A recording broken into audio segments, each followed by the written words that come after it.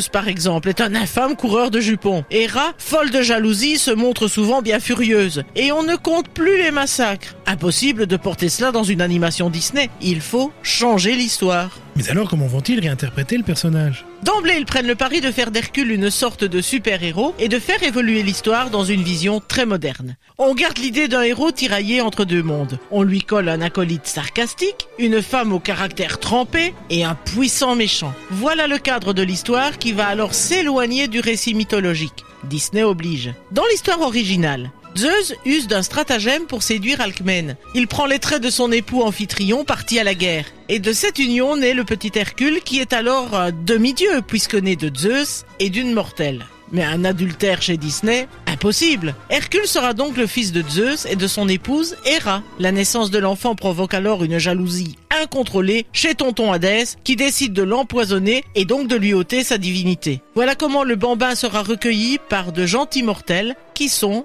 Alcmène et Amphitryon. Oui, effectivement, on peut parler de liberté par rapport à la mythologie. Et ça ne s'arrête pas là. De digression en digression, le style même de l'animation va être influencé. Les réalisateurs vont quitter le genre sérieux de la mythologie et transformer l'histoire en une comédie pour le moins loufoque, sur le modèle de la screwball comedy. C'est un style célèbre dans les années 30-40 avec un côté vivace, ces situations absurdes et portées par des femmes très indépendante. On va également y intégrer des sujets plus actuels, comme le rejet, le star system, etc.